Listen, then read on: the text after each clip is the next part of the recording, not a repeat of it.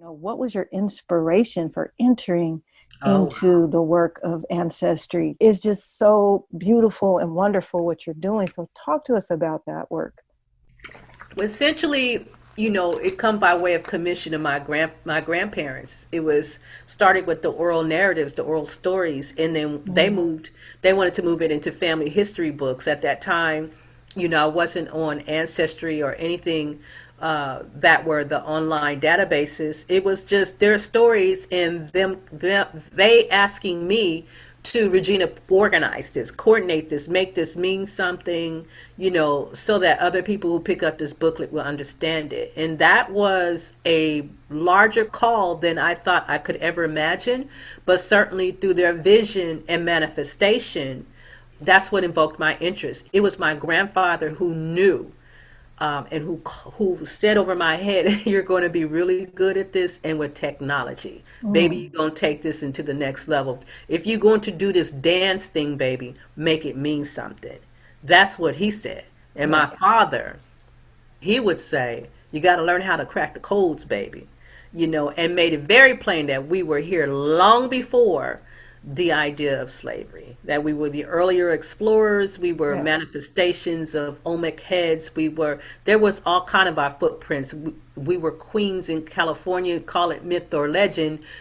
There were queens here, there were goddesses honored here, they were people of color, and so Yes. that's how I was reared into this. And so naturally I would want to know what belongs to me, whose do I belong to, and especially in the wake of this now fallacy that we will never find who we belong to, or it's hard, this, that, and the other. It's $1 billion business now, Mm.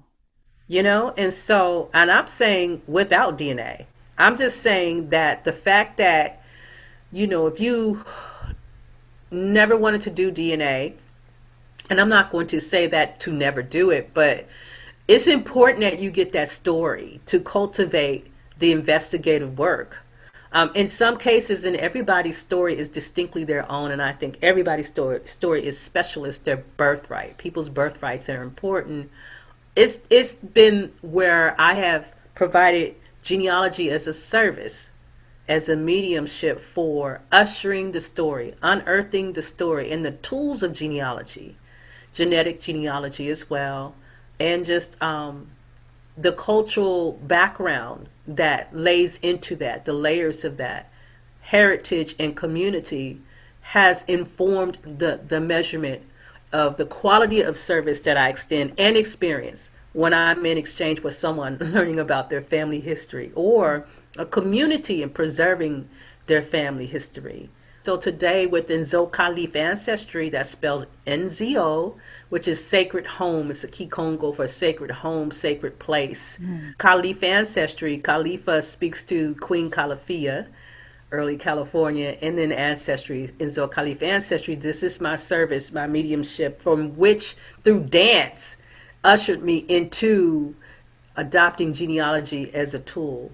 These days, I probably dance. I probably do more genealogy than I dance, but trust Mm. and believe, ancestors will remind me, hey, you met us through the dance since the womb. So I'm always in service to dance building, cultivation, mediumship, and I believe, especially in our African diaspora communities, that this is a very vital tool for us to know the names of our ancestors. So I'm here for it, taking names.